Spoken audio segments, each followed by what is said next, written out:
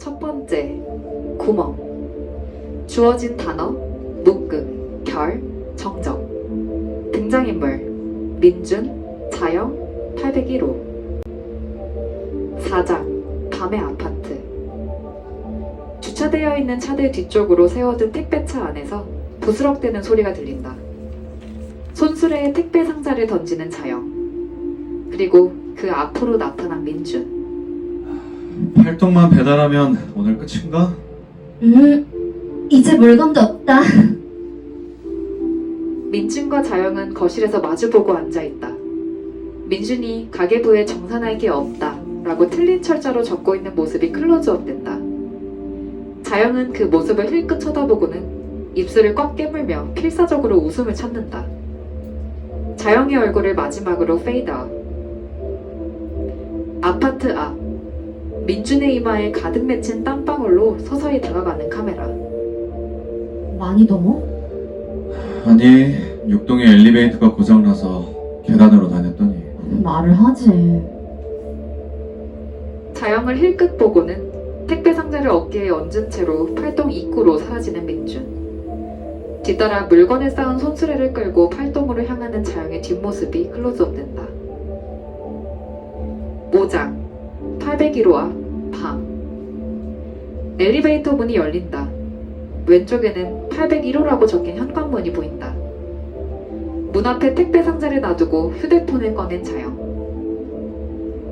배송 완료. 문자 보내기 완료.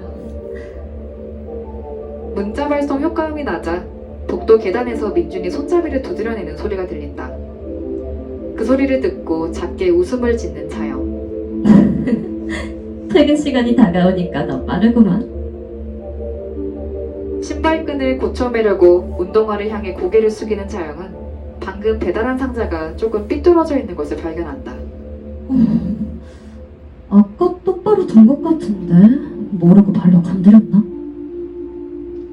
다시 정리하려고 상자를 만지는 자영은 상자의 뒤편에 작은 구멍이 나 있는 것을 발견한다. 그리고 그 구멍에서 약한 바람이 나오고 있는 것을 느낀다. 자영은 그 구멍이 실내로 이어지는 구멍이라고 생각하다가 어쩐지 안쪽엔 공간이 없는 것처럼 느껴져 의아해한다. 그리고 계단 손잡이를 3번 두드려 둘만의 암호를 보낸다. 계단 아래쪽에서 들려오는 민준의 목소리. 왜? 택배에 문제 있어? 상자가 움직인 것 같아서 치워봤더니 문 아래쪽에 구멍이 나 있어. 우유 배달 구멍 아니야? 아니면 키우는 동물이 지나다니라고 만들었거나. 그러기엔 구멍이 너무 커. 택배 문제도 아닌데 그냥 가자. 아니, 느낌이 이상해서 그래. 곧이어 801호 앞에 도착한 민준. 고개를 숙여 상자 뒤쪽에 있는 구멍에 얼굴을 갖다 대 확인하고는 다시 고개를 든다. 진짜 이상한 구멍이지. 앞에다가 상자를 두면 계속 움직여. 바람 때문이 아닌 것 같아. 누가 툭 하고 상자를 치는 느낌이야. 박스 테이프로 좀 막아둘까? 나중에 주인집에서 뭐라고 하면 어떡해. 그때 어두운 구멍에서 동그란 뒤통수에 무언가가 나왔다가 순식간에 사라진다. 둘 사이엔 정적이 흐른다. 방금 봤어? 동그란 거 회색이었던 것 같기도 한데. 주인인가? 아파트 8층에 쥐가 왜 있어? 혼란스러워하는 둘을 조롱하듯 구멍에서는 주먹만한 무언가가 나왔다가 쏙 하고 사라진다. 파랗게 질린 얼굴의 두 사람이 서로를 바라본다. 방금은 노란색이었어. 세모난 모양이었다고. 말을 잇지 못하고 얼어버린 민주는 구멍만 계속 바라보고 있다. 그때 뭐예요? 왈칵 열리는 801호의 현관문. 갑자기 열린 문에 놀란 자영이 소리를 지르곤 두 손으로 입을 막는다. 자영의 비명소리에 정신을 차린 민준이 주인을 쳐다본다.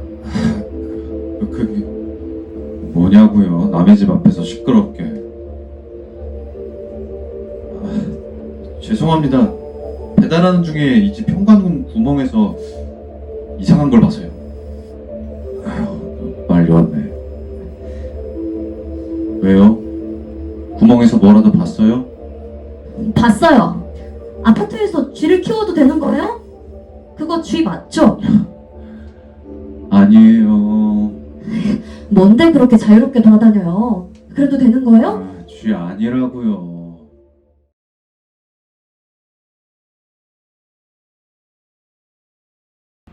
두 번째, 주어진 단어, 친전, 진술, 연대기.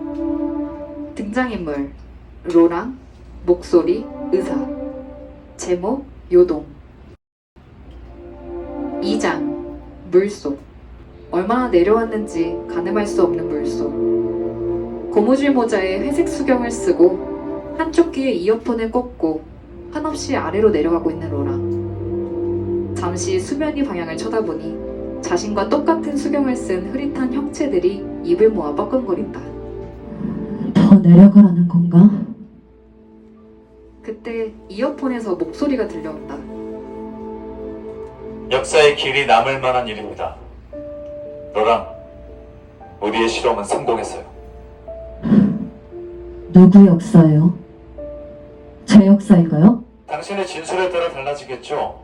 당신의 역사일지 사람들의 역사가 될지 그건 판단하는 사람들의 몫입니다.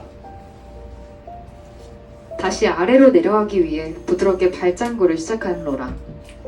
그 기준을 지금 바로 만들어주자고. 안 됩니다. 바보같이 굴지 마세요. 내가 죄인이에요? 관심 없다고요. 난 내가 본 것을 그대로 말할 거예요. 당신이 본 것이 맞다는 확신을 사람들에게 어떻게 줄 겁니까? 점점 깊이 내려가는 로랑의 뒷모습과 함께 페이드아웃. 3장 모로제약회사 실험실 안. 모로제약회사 실험실 안에 있는 등받이에 깊이 기대 있는 로랑. 그는 신발을 벗어두고 눈을 감은 채 누군가를 기다리고 있다. 이어 유리문을 열고 들어온 의사가 창에 블라인드를 내린다. 아, 내일이군요. 시합을 코앞에 둔 사람을 오라가라 하다니. 당신도 동의한 일이 아닙니까? 완성은 한참 전에 됐어요. 적합한 자격을 가진 사람을 찾는 일이 오래 걸렸어요. 이 실험은 인류에게 큰 신호탄이 될 겁니다. 효과는 원할 때마다 언제든지. 주사를 주입하고 나서도 효과가 나타나지 않는다. 그러자 로랑이 의아한 얼굴로 의사를 쳐다본다. 생각해요, 로랑. 당신이 원하는 걸. 의심의 눈초리로 쳐다보던 로랑은 눈을 감고 무언가를 골머리 생각한다. 순간 로랑의 발가락에 갈기가 생기기 시작한다. 그리고 길쭉한 오리발 모양으로 커지기 시작한다. 이거 걸릴 가능성은 없어? 없어요. 100% 확률이에요. 대단한데? 다만 모든 부작용이 확인되진 않았어요. 내일 시합 전까지 조금이라도 몸에 이상이 있다면 이야기해줘야 됩니다. 4장 물속. 목소리와 실랑이를 벌이고 있는 로랑. 이 약의 성능을 발휘한 건 나예요. 충분히 발표할 만하다고요. 아직 모든 부작용이 확인되지 않았습니다. 당신을 위해 만든 약이 아니에요. 사람들이 이걸 믿기 위해선 약간의 시간이 걸릴 거예요.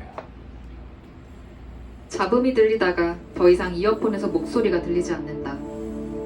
내려가던 것을 멈추고 방향을 돌려 잠시 위를 올려다보는 로랑.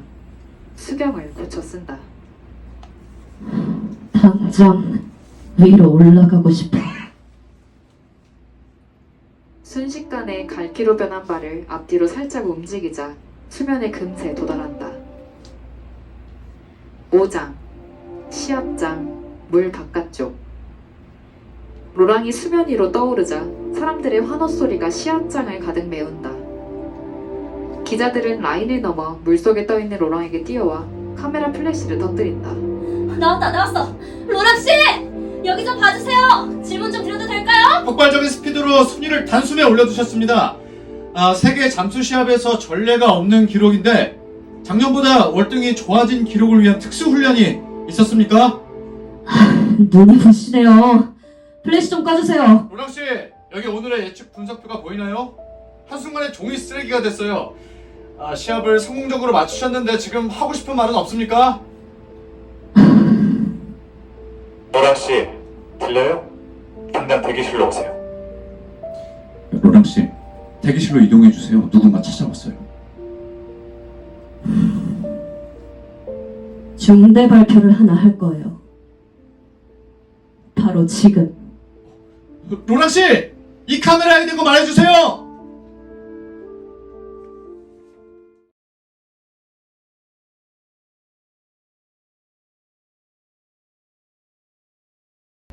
세 번째, 주어진 단어, 심장박동, 리듬, 파란색, 등장인물, 이서, 소정, 도현.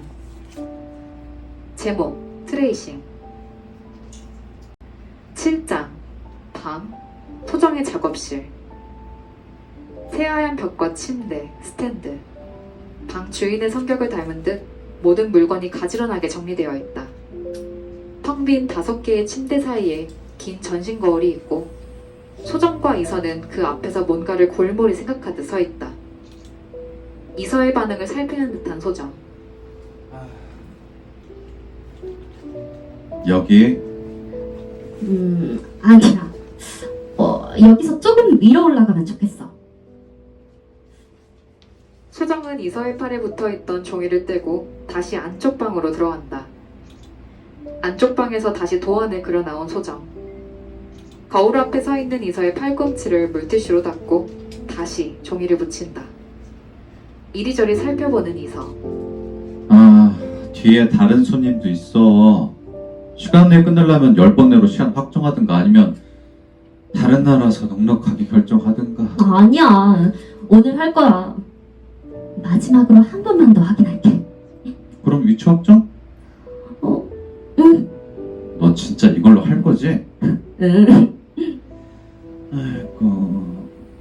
근데 이거 무슨 그림이야? 이서가 간이 침대에 눕는다. 트롤리를 끌고 와 염료와 함께 비닐에 포장된 바늘을 꺼내는 소정. 도안을 대봤던 이서의 팔 위쪽으로 스탠드를 당겨 비춘다. 파란색 심장을 본 적 있어? 뭐? 나는 있어. 심장박동이 거세게 뛰니까 파란색 피가 돌아다니면서 붉은 혈관에 물들기 시작하는 거야. 파란색은 차가워 보이잖아. 근데 그 피는 전혀 차갑지 않았어. 오히려 따뜻했어. 희한하지? 무슨 말을 하는 거야? 좀 자. 시작할게. 이서의 팔 위에 파란색 선으로 흐릿하게 스케치해둔 심장 그림이 비춰진다. 8장, 낮, 기차역 앞 카페. 주말인데다 지역 행사까지 겹쳐 카페에는 사람으로 북적인다. 이서는 문을 열고 들어가기도 전에 유리창 너머로 보이는 도연을 한눈에 알아본다. 그는 초록색 모자를 쓰고 노트북 화면에 응시하고 있다. 문을 열고 카페 안으로 들어가는 이서. 왔어? 여기. 방금 모든 편집이 끝났어. 한번 봐봐. 영상이 재생되는 작은 노트북 화면을 계속 쳐다보고 있는 이서를 힐끗힐끗 쳐다보는 도연. 바다와 등장인물 세 사람이 전부인 영화는 이서가 이해하지 못하는 부분이 더 많았다. 엔딩 크레딧이 올라가기 직전 노트북에 스페이스바를 눌러 일시정지를 하는 도연. 어때? 좋네. 이해 안 되는 부분은 없었어? 삭제된 장면이 꽤 많았거든. 스탠드업 코미디 하는 배우의 장면이 제일 좋았어. 맞아. 나도 그 장면이 제일 좋았어. 그거 찍을 때 NG가 얼마나 났던지. 엔딩 크레딧 올라가기 직전에 음악이 좋네.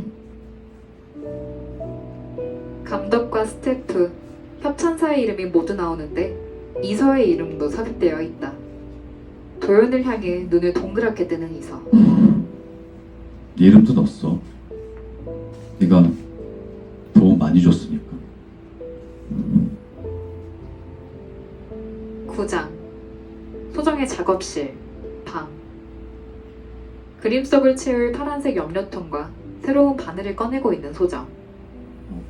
아파? 아니야. 귀가 빨간데? 울어? 아니야. 아프면 얘기하고. 거의 완성되어가는 팔의 타투가 비춰진다. 10장. 낮, 충무로의 한 서점. 서점에는 따뜻한 햇볕과 주인을 제외하고는 아무도 없이 조용하다. 서점 안에 돌아다니며 책을 보다가 세 권을 골라 계산대로 들고 가는 이서. 살짝 졸고 있던 주인은 계산을 하다 이서를 알아본다. 오랜만에 오셨네요. 네, 안녕하셨어요? 변함없이 똑같죠? 그새 책이 더 많아진 것 같아요. 제가 읽고 싶은 책들도 많이 갖다 놨어요. 이 책들도 무척 좋아하고요. 네. 맞아, 그거 전에 달랬는데. 너무 오랜만이라 잊고 있었네. 서랍을 뒤지다가는 책상 아래로 들어가 부스럭거리며 무언가를 찾는 서점 주인. 곧이어 작은 쪽지를 꺼내 이서에게 건넨다. 이거 생각나면 전해달라고 했었는데 깜빡 잊고 있었어요. 이게 뭐예요? 아는 사람 아니에요? 키가 굉장히 큰 남자분이었는데 서점에 와서 대뜸 이서 씨가 오면 이 쪽지요. 이거 건네주고는 책을 진짜 한가득 사갔어요. 그 안에 내용은 나도 모르고. 그러니까 그게 언제라고요? 한 6개월 전인가? 더 된 것 같기도 하고. 서점문을 닫고 계단에 내려가는 이서는 갑자기 짐을 바닥에 내려두고 바지 주머니에 넣었던 쪽지를 꺼내 펼쳐본다.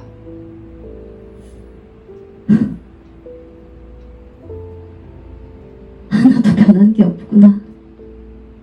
너는. 저희 새하랑 성우님이시고요. 그리고 한기덕 성우님이십니다. 제 와이프랑 같이 서점하면서 독립 서적을 가지고 뭔가 만들자라는 얘기를 계속 했었고 일부 진행도 했었는데 여러 가지로 방향성도 제시해 주신 대표님이 그렇게 직접 같이 하자고 하시니까 이거 참 좋다는 생각이 많이 들었던 것 같아요. 협업이라는 게 항상 시너지 효과가 많이 나고 어떻게 보면 가장 아름다운 어떤 모습 중에 하나인데 그냥 내가 하고 싶은 거 하는 것보다는 같이 하고 싶은 거 마음을 모아서 하는 게 더 좋지 않겠나 라는 생각이 들어서 저는 너무 즐겁게 준비 잘한 것 같습니다. 인물마다 하나씩 생겼던 것 같아요.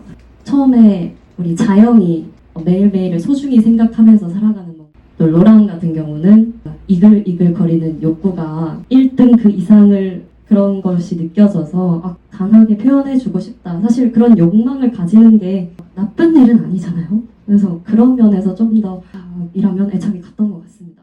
그러면 약간 뒷이야기를 조금 스포를 좀 해드리겠습니다. 하나만 골라주세요. 있으세요? 요동이요. 로랑이 생각보다 인기가 굉장히 많네요. 오. 답은 항상 이제 텍스트 안에 모든 게 다 있는데 제가 쓴 거가 누군가에 의해서 상연될 때 내 의도와 좀 다를 때도 있어요. 근데 어떨 때는 더 좋을 때가 있고 더 나쁠 때가 있는데 해보면서 찾아보고 거기에 같이 맞춰서 가자라는 방식으로 저는 이런 작업들을 하면 그렇게 하는데 그래서 그렇게 안 하고 했던 게 오히려 좀 좋았던 것 같고 마지막으로 한 말씀 드리면 저는 항상 대표님을 이렇게 계속 이 영역에서 뭔가를 계속 밀어붙이고 하시고 있다는 거를 제가 되게 좀 아끼고 애정하고 있는 사람입니다. 아유, 감사합니다. 글의 힘이 항상 강하다고 생각하고 살아가는데 그것을 사실은 잘 인지하지 못하고 살잖아요. 회사 다니시는 분들은 당연하고 일상에서도 둘러보면 글이 없는 곳이 절대 없는데 근데 제가 이번에 좋았던 것은 대표님께서 하시고자 했던 그 의지와 에너지가 담긴 글이 다른 방식으로 표현되는 작업들을 조금 더 확장시키는 그 작업 자체가 되게 좋다는 생각이 들었던 것 같아요. 그렇게 하기 위해서 사람을 모으고 이런 걸 또 제작을 하시고 여기를 꾸미시고 하는 그렇게 연결되는 에너지가 결국에는 사람들에게 전달되고 또 오늘 오신 손님들께서도 같이 마음을 받아가시면 이 작은 삶의 한 부분에서 스파크가 튀는 것들이 좀 있을 거라고 생각을 하거든요. 근데 그거 출발한 것이 글이고 사실 저는 글 뒤에 있는 더 큰 것들을 항상 생각하고자 노력을 하는데 결국에는 이정표라는 생각을 하는 것 같아요. 길을 잘 찾아갔으면 좋겠다라는 생각을 해봅니다. 이 자리 자체가 모여서 에너지가 된다는 게 좀 느껴지는 것 같아요. 저는. 그래서 제가 이 연기 준비하면서도 완전 재밌다. 저 혼자 그럴 때가 되게 많았는데 그렇게 생겨난 에너지들이 여러분들께도 지금 이 자리에서 전달이 잘 되어서 내 삶에서 어떤 식으로 또 뭐가 될 수 있을지 많이 잘 가져가 주셨으면 좋겠어요. 제가 목소리극 기획을 했던 거는 사실 2020년도 처음에 3개의 단어가 나왔을 때 3년이나 지났잖아요. 3년이 지나고 두 번째 시리즈가 나왔는데 사람들이 영화관도 잘 안 가는 거예요. 그 3년 사이에 너무 많이 바뀌어버린 거예요. 국립극장에 뭐하러 가나? 무용수들 움직이는 거다. 그냥 TV로도 볼 수 있는데? 이런 이야기를 많이 들었었어요. 제가 목소리극을 하겠다고 했을 때 저한테 확신을 줬던 사람들은 오히려 그렇게 말하던 사람들이었거든요. 영화관 잘 안 가요. 요즘에 집에서 OTT 서비스만 잘 보고 있어요. 라고 이야기를 했었는데 그 사람들이 목소리극 하시면 오실래요? 라고 이야기를 그냥 던졌을 때 오겠다고 하는 거예요. 그래서 제가 여쭤봤어요. 영화관은 안 가시면서 왜? 공연은 왜? 목소리극은 왜? 이렇게 여쭤봤었는데 그 분위기 속에 있고 싶다는 거예요. 사람들 사이에 있고 싶대요. 서로가 뿜어내는 에너지가 공연이 끝나고 나면 하나로 합쳐지잖아요. 그 에너지를 자기는 받고 싶다. 이런 이야기를 하시는 거예요. 분명히 필요하고 우리한테 중요한 시간이 되겠다. 이 시간들을 적게라도 계속해서 만들어야겠다라고 생각을 하면서 기획을 했었습니다. 하고 주거는 요새 덥죠? 근데 어쨌든 이 책